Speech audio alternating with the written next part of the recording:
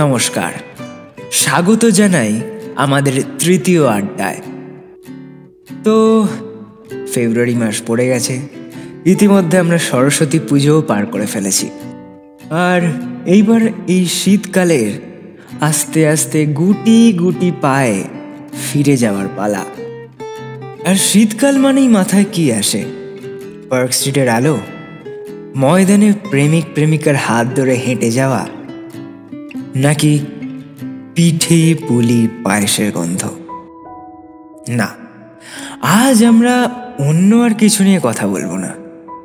আজ আমরা কথা বলবো পায়েসকে নিয়ে। নর্মাল পায়েস নয়, নলেন গুড়ের পায়েস। কারণ এই পায়েসের একটা আলাদা ক্ষমতা আছে।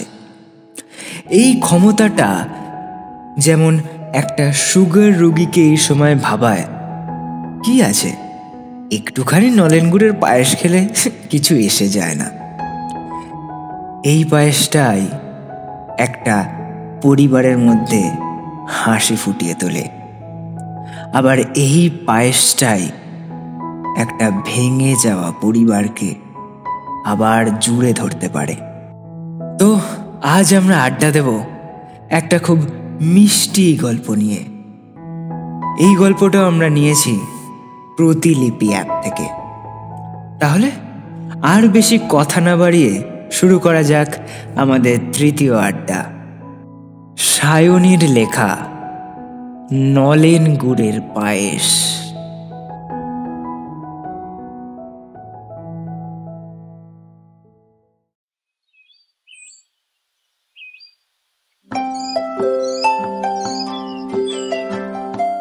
মোবাইলের অ্যালার্মটা অনেকক্ষণ ধরে বেজেই চলেছে, শুনতে পাচ্ছি, কিন্তু উঠতে আর ইচ্ছা করছে না। এই শীতের সকালে কারোর লেপ থেকে বেরোতে ইচ্ছে করে?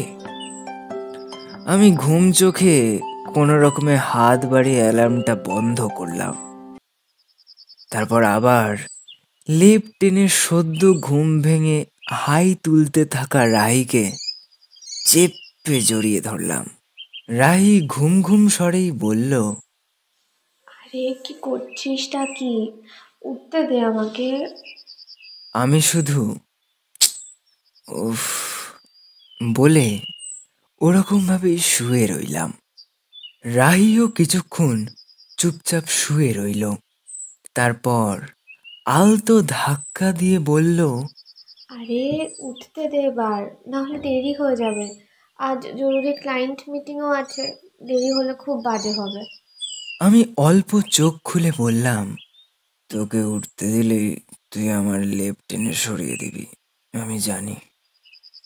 আমি এখন ঘুমোবো। রাহি এবার একটু হেসে বলল,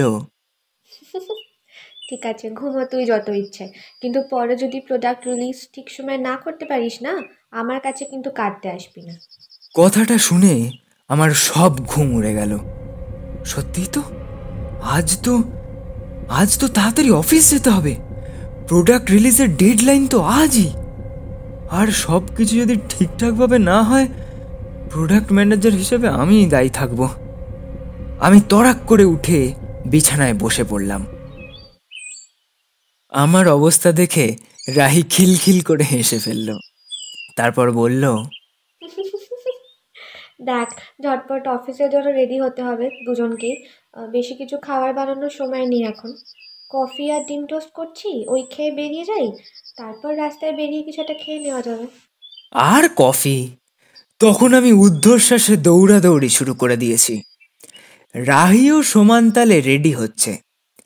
৪৫ মিনিটের মধ্যে দুজন দুজনের অফিসের দিকে রওনা দিলাম।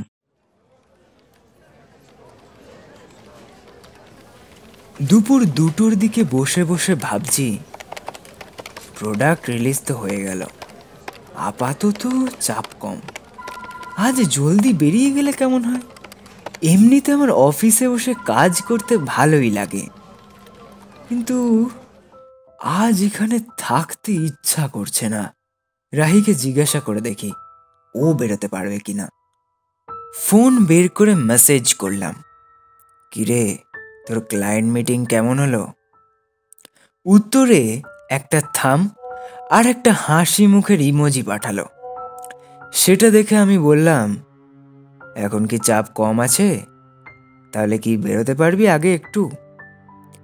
রাহি জানালো পারবে। সেই মতো আর 1 ঘন্টা পর আমরা বেরিয়ে দেখা করলাম। তারপর দুজনে রাস্তায় হাঁটতে থাকলাম। কিছুক্ষণ হাঁটার পর রাহি বলল, ওফ, আর হাঁটতে পারছি না, কোথাও বসতে হবে। যদিও আমার এই শীতের শেষ বেলার রোদে হাঁটতে ভালোই লাগছে, তাও বললাম, কোনো রেস্টুরেন্টে যাবি কি?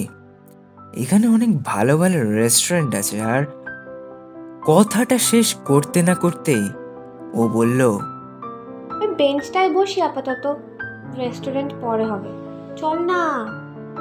বলে এক প্রকার টেনে নিয়ে গিয়ে বসিয়ে দিল বেঞ্চে, আর নিজেও পাশে বসলো।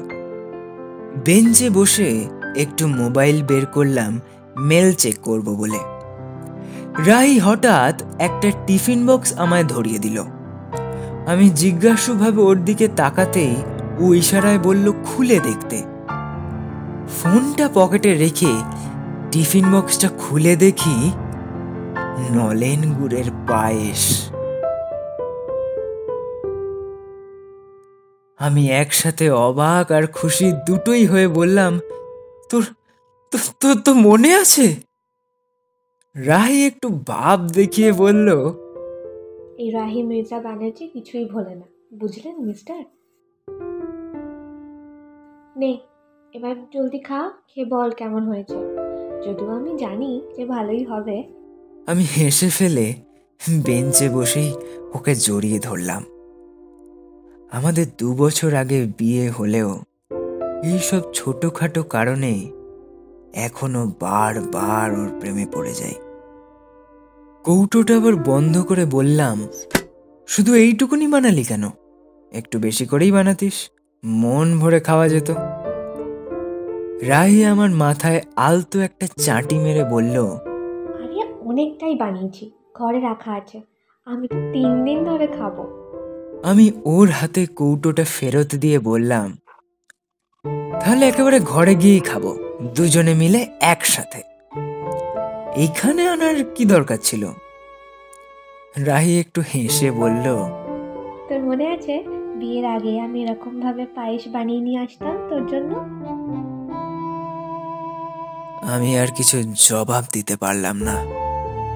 একটু চুপ করে থেকে ও নিজেই আবার বলল, তানিয়ার সাথে কথা বললি? আমি একটু রেগে বললাম, বারবার ওর কথা কেন বলিস বলতো? তুই তো জানিস।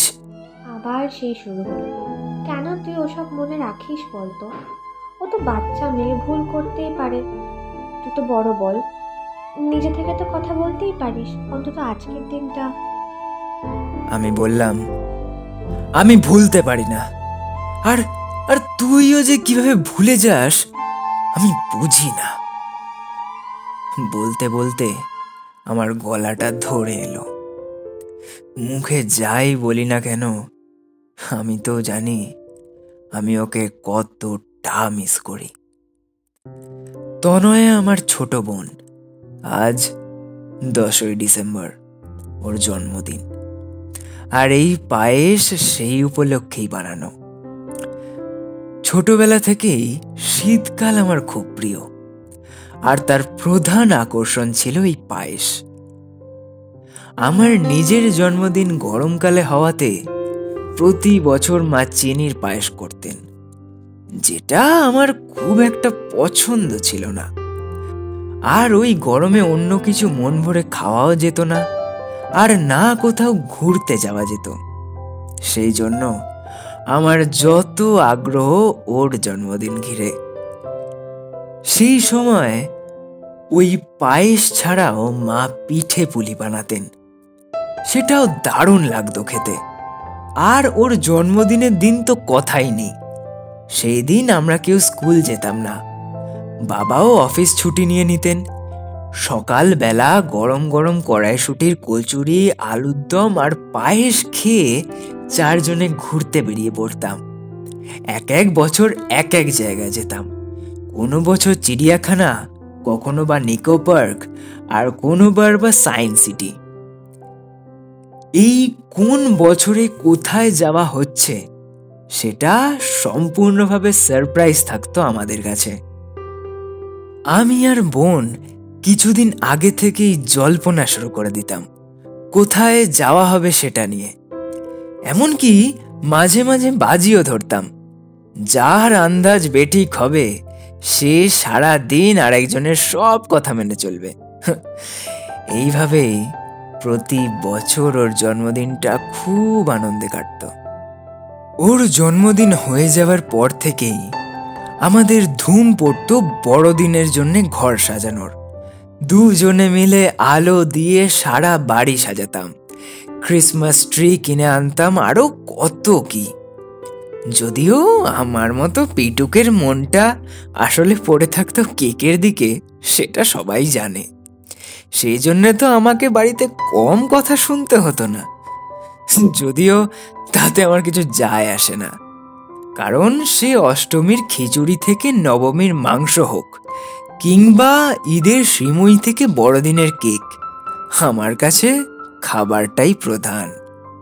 খালি আমার চাকরি পাওয়ার পর আমি আর বোন মিলে মা বাবাকে কোথায় নিয়ে গিয়ে সারপ্রাইজ দেওয়া যায় তাই নিয়ে জল্পনা কল্পনা করতাম। কিন্তু এসব 2 বছর ধরে কেবলই স্মৃতি হয়ে গেছে। আগের বছর তানিয়ার জন্মদিনে আমি নিজেই পায়েস বানিয়ে দুজনে মিলে খেয়েছিলাম। এই বছর ও বানিয়েছে। ও খুব ভালো পায়েস বানায়, কিন্তু মায়ের হাতের পায়েসের সেই স্বাদটা কেবলমাত্র সবাই একসাথে বসে খেলেই পাওয়া যায়। যদিও এই কথাটা রাহিকে কখনো বলিনি, বললে ও নিজেকেই অপরাধী ভাবতে শুরু করে দেবে। এমনিতেই আমাকে কখনো বাড়ির কথা ভাবতে দেখলেই বলে, আমি তোমাকে তোমার বাড়ির থেকে দূরে করে দিয়েছি বলো। আমার না খুব খারাপ লাগে। তুমি চাইলে বাড়ি চলে যেতে পারো জানো।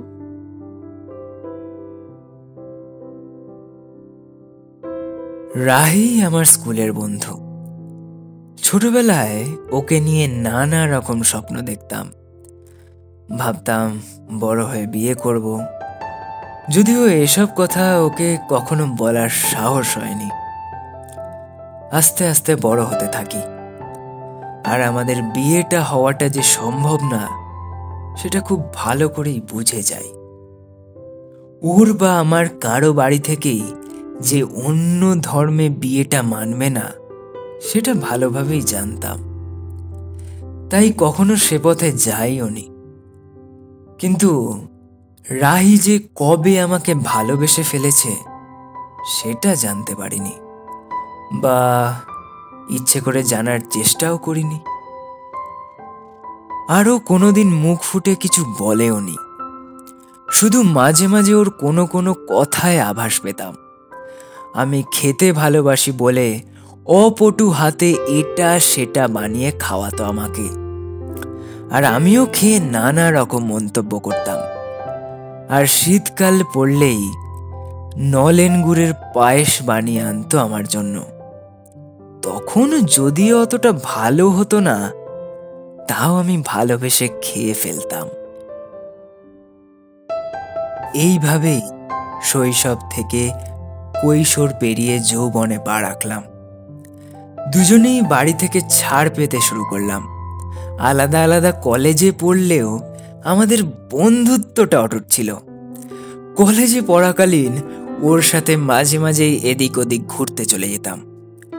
বর্ষায় একসাথে বৃষ্টিতে ভেজা থেকে, দুর্গাপুজোয় সারা রাত ঠাকুর দেখা থেকে, নিউ ইয়ারে পার্ক স্ট্রিটে লাইটিং দেখা, সবেতেই ও ছিল আমার বিচ্ছেদ্য সঙ্গী।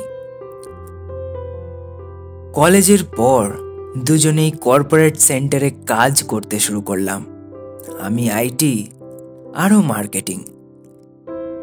কিন্তু তখনও যতটা সম্ভব দুজন দুজনকে সময় দেওয়ার চেষ্টা করতাম।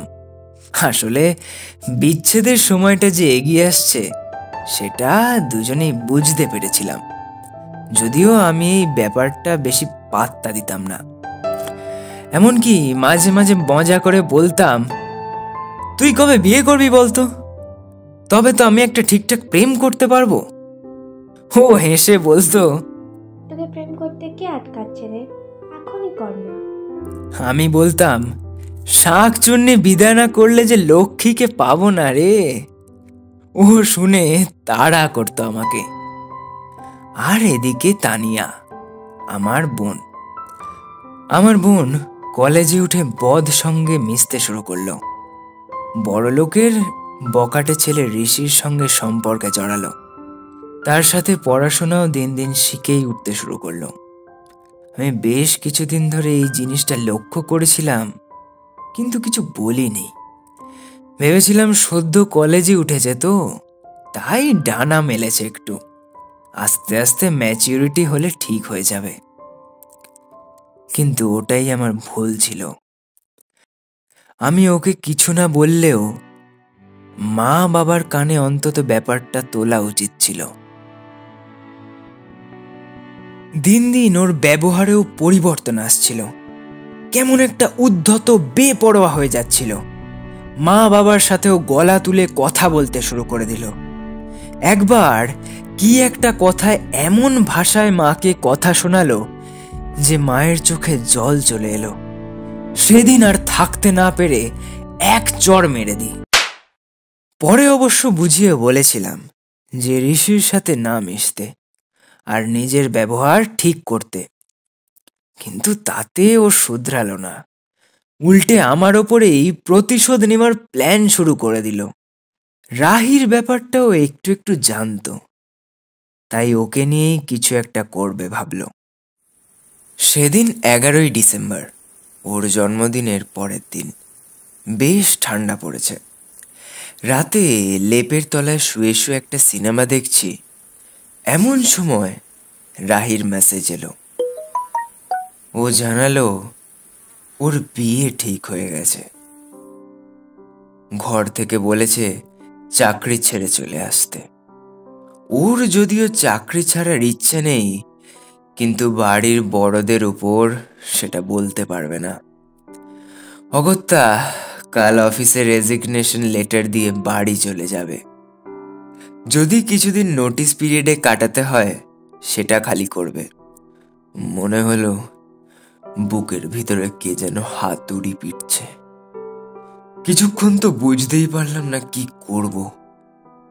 তারপর অনেক কষ্ট করে লিখলাম, কাল একবার দেখা করতে পারবি? ও প্রথমে কিছুক্ষণ রিপ্লাই করলো না, তারপর শুধু লিখে অফলাইন হয়ে গেল। আমি চুপচাপ চোখ বন্ধ করে শুয়ে রইলাম। সারা রাত চোখের জলে বালিশ ভিজতে থাকলো। কখনো ভাবিনি যে এতটা কষ্ট হবে। আমরা তো জানতাম যে আমরা আলাদা হয়ে যাব, তাও কেন তাও কেন আজ এমন হচ্ছে? আমার মনে হচ্ছে রাহিকে ছাড়া আমি আর এক মুহূর্ত বাঁচব না। কিভাবে যে সেদিনের রাতটা কাটিয়েছিলাম আমি জানি। পরের দিন ভোর হতে না হতেই ওর সাথে দেখা করবার জন্য দৌড় দিলাম। শীতকাল, অতটা ঠান্ডা, কুয়াশায় কিছু তখন বুঝতে পারছি না। খালি মনে হচ্ছে পৌঁছাতে দেরি হলে হয়তো ওর সাথে আর দেখা হবে না। নির্দিষ্ট জায়গায় ওকে দাঁড়িয়ে থাকতে দেখে আমার ধরে প্রাণ এলো। ওকে ভালো করে দেখতে থাকলাম, যেন কত দিন পর দেখছি। ওর চোখ মুখ বসে গেছে। সারা রাত যে ও নিজেও কেঁদেছে সেটা ভালোই বোঝা যাচ্ছে, কিন্তু আমাকে দেখে স্বাভাবিক গলাতে বলতে চেষ্টা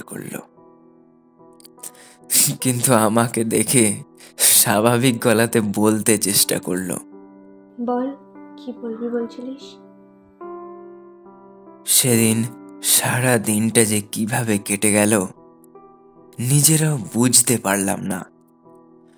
ওর সাথে কাঁদতে কাঁদতেই সময় কেটে গেল। দুজনেই সেদিন বুঝতে পেরেছিলাম কতটা মর্মান্তিকভাবে একে অপরকে ভালোবেসে ফেলেছি। দুজনেই ফোন সুইচ অফ করে দিয়েছিলাম। শেষবারের মতো দেখা হচ্ছে তো, কেউ এক মুহূর্ত সময় নষ্ট করতে রাজি নই। বাড়ি ফিরতে সেদিন বেশি রাত হয়ে গেল। আসলে কেউই তো কাউকে ছেড়ে ফিরতে চাইছিলাম না, তাই পা যেন বাড়ির দিকে যেতে চাইছিল না, তাও জোর করে ফিরলাম। আসলে ও নিজের বাড়ি চলে গেল, তা আমি বা বাইরে থেকে কি করব। তাই বাড়ি ফিরে কাউকে কিছু না বলে সোজা গিয়ে শুয়ে পড়লাম। রাতে জ্বর এসে গেল। কখন ঘুম এসেছিল মনে নেই, কিন্তু পরের দিন সকালে রাহির অনেকবার ফোন করাতে ঘুম ভাঙল। ঘুম ভেঙে যা শুনি তাতে যতটা না অবাক হলাম, তার চেয়ে বেশি ভয় পেয়ে গেলাম। কাল আমরা দুজনে যেখানে যেখানে ঘুরেছি, কেউ আমাদের ফলো করে লুকিয়ে লুকিয়ে আমাদের ফটো ভিডিও তুলেছে, আর সেগুলো রাত্রে ফেসবুকে আপলোড করে দিয়েছে। এবার রাহির বাড়িতে এই নিয়ে তো হইচই পড়ে গেছে। ওর হবু শ্বশুরবাড়ি এই বিয়ে ভেঙে দিয়েছেন। তার সাথে ওর বাবাকেও চূড়ান্ত অপমান করেছেন। আমাদের বাড়িতে অবশ্য তখনও কিছু জানতে পারেনি, কিন্তু জানতে কতক্ষণ। আর আর আমার যা হয় হোক, কিন্তু রাহি কি করবে এবার? জ্বর গায়ে আবার উঠে দাঁড়ালাম, দৌড় দিলাম ওর বাড়ির দিকে। এরপর কেটে গেছে বেশ কয়েকদিন। রাহিকে তো বাড়িতে একরকম বন্দি করে রেখে দিয়েছে, ওর সাথে দেখাও করতে পারছি না। ততদিনে আমাদের বাড়িতে সব জানাজানি হয়ে গেছে, পাড়াতে ঢিডি পড়ে গেছে। বাবা মাকে মুখ দেখাবো কিভাবে বুঝতে পারছি না। এটা দুই বাড়িতে বোঝানোই যাচ্ছে না যে আমরা শুধুমাত্র বন্ধু। শেষে একদিন রাহিকে মেসেজ করে বলেই ফেললাম, চল না আমরা এবার বিয়েটা করেই নি। এতদিন ধরে যে কারণে নিজেরাই রিলেশনে গেলাম না, সেটা যখন হয়েই গেল, তখন আর আলাদা থেকে কি লাভ? আর আর ভালোবাসাটা তো 100% সত্যি বল। ও তো এক কথায় রাজি হয়ে গেল। ওকে বললাম পালিয়ে আসতে আমাদের বাড়িতে। এদিকে আমার মা বাবা পরিষ্কার জানিয়ে দিলেন, রাহিকে বিয়ে করতে হলে আমাকে বাড়ি ছাড়তে হবে, আর আমার সাথে কেউ যোগাযোগ রাখবে না। শেষে বাধ্য হয়ে আমি বাড়ি থেকে বেরিয়ে যাওয়ার সিদ্ধান্ত নিলাম। যাওয়ার আগে বাবা মা দুজনেই মুখ ঘুরিয়ে রইলেন, একটা কথাও বললেন না। খালি বোন কেমন একটা বাঁকা হাসি দিয়ে উঠে চলে গেল। সেই হাসিটার কারণ তখন না বুঝলেও পরে জানতে পেরেছিলাম। সেদিন ওই ছবিগুলো ঋষি লোক পাঠিয়ে তুলিয়েছিল তানিয়ার কথায় আমার ওপর প্রতিশোধ নিতে। আমি কোনোদিনও ভাবতে পারিনি যে ও আমার সাথে এরম করবে। এটা যেদিন জানতে পারি, সেদিনের পর আমি স্থির করে নিয়েছিলাম যে যাই হয়ে যাক না কেন, আমি কোনো দিন আমার বোনের সাথে কথা বলবো না। যদিও রাহি আমাকে অনেকবার বারণ করেছিল এরম না করতে, কিন্তু আমার রাগ কিছুতেই যায়নি। সেদিনের পর থেকে দুজনারই বাড়ি ফেরার রাস্তা চিরকালের মতো বন্ধ হয়ে গেল। বিয়ের পর আমরা কিছুদিনের জন্য একটা বন্ধুর বাড়িতে ছিলাম। তারপর ভাড়া বাড়িতে থাকতে শুরু করি। সেই শীতকালটা আমার কাছে পুরো স্বপ্নের মতো ছিল। শুধু সুস্বপ্ন না দুঃস্বপ্ন সেটাই জানি না। এদিকে নিজের পরিবারের থেকে চিরকালের মতো দূরে সরে যাওয়া, অন্যদিকে স্বপ্নেও যাকে নিজের করে পাবো না বলে ভেবেছি সে নিজের হয়ে যাওয়া। আনন্দ না দুঃখ কোনটা করি ঠিক ভেবে উঠতে পারছিলাম না তখন। তবে রাহিকে বিয়ে করে যে আমি কোনো ভুল করিনি এটা নিয়ে আমার বিন্দুমাত্র সন্দেহ নেই। আমি প্রতিদিন নতুন করে ওর প্রেমে পড়ে যাই। ওকে ছাড়া আমি সত্যি কি করে থাকতাম কে জানে। মরে হয়তো যেতাম না, কিন্তু যেভাবে থাকতাম আর যাই হোক তাকে বেঁচে থাকা বলে না।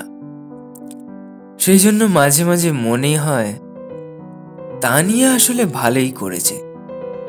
সব ঠিক থাকলে তো আজ এই দিনটা দেখতেই পারতাম না। আবার এটাও ভাবি তখন বাবা মা থাকতো আমার সাথে।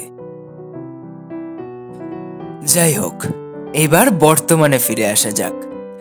রাহি আর আমি দুজনেই ঘরে চলে এসেছি।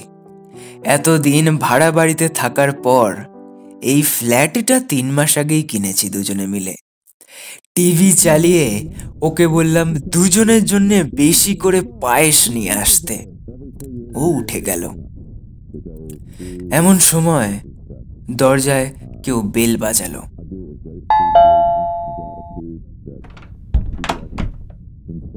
উঠে দরজা খুলে অবাক হয়ে গেলাম। দরজার বাইরে মা বাবা দাঁড়িয়ে আছেন। অবাক হয়ে চোখ কচলে নিলাম একবার। স্বপ্ন দেখছি না তো? কিন্তু না, এটা এটা তো সত্যি। কিন্তু কেন, কিভাবে? খুব আনন্দ হলে মানুষ হতবাক হয়ে যায় এটা শুনেছিলাম, কিন্তু এই প্রথমবার সেটা অভিজ্ঞতা হলো। হতবুদ্ধি হয়ে দাঁড়িয়ে আছি। এমন সময় তানিয়া বলে উঠল, ঘরে ঢুকতেও দিবি না, এত রাগ? ওকে এতক্ষণ দেখতে পাইনি আমি। এখন ওকে দেখে আনন্দে জড়িয়ে ধরলাম। কোনো কথা বেরোলো না মুখ দিয়ে, কিন্তু চোখ দুটোয় জল ভরে গেল। হু হু করে কেঁদে ফেললাম আমি। রাহিও ততক্ষণে রান্নাঘর থেকে পায়েস হাতে বেরিয়ে এসেছে, কিন্তু আমার বাড়ির লোকজনকে দেখে ও নিজেও একটু ভ্যাবাচ্যাকা খেয়ে গেছে। কি করবে বুঝে উঠতে পারছে না।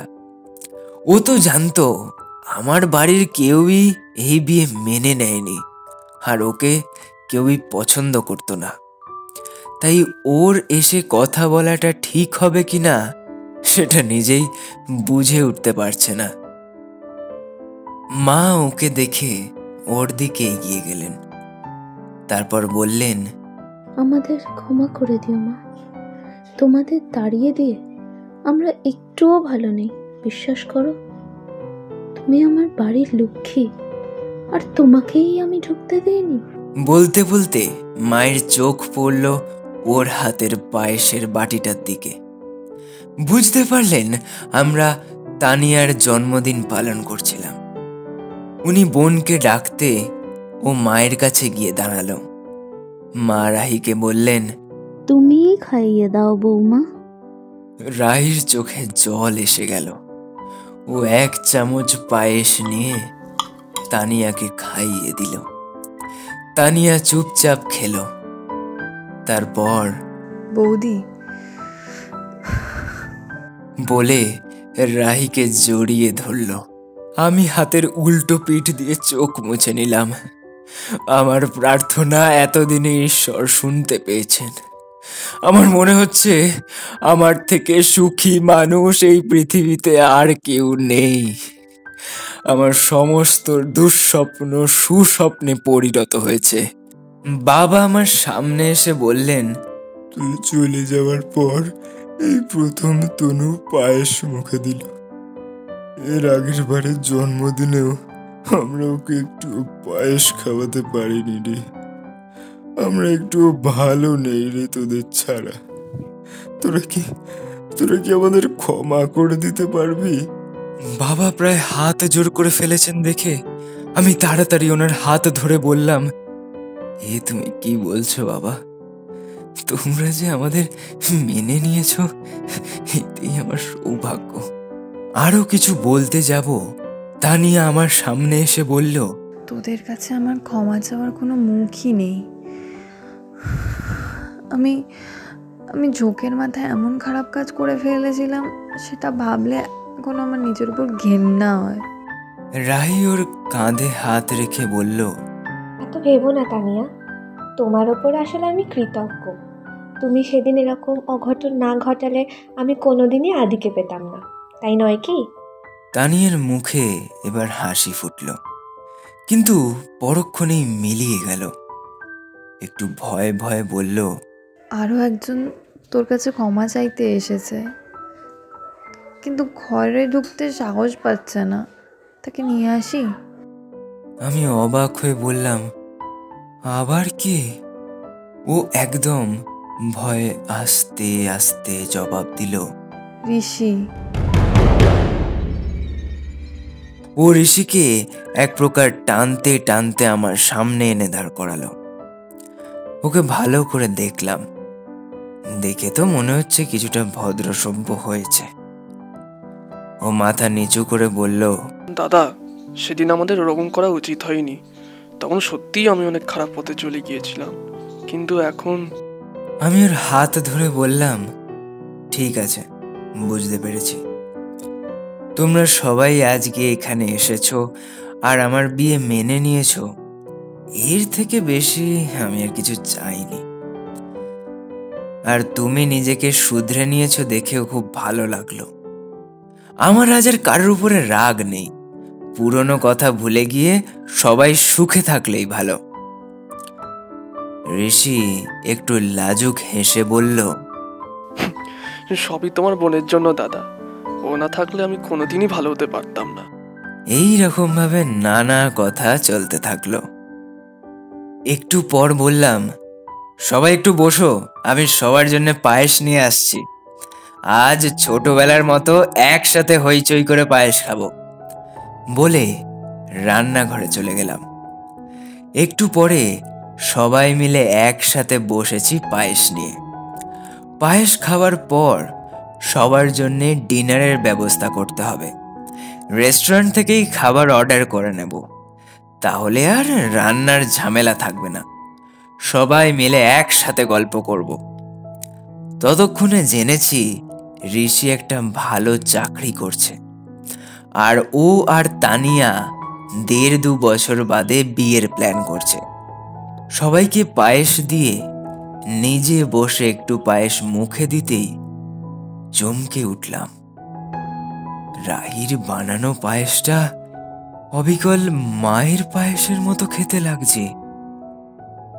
এতদিন পর সবার এই পুনর্মিলনে এই সাধারণ পায়েসকে অমৃত বানিয়ে দিয়েছে।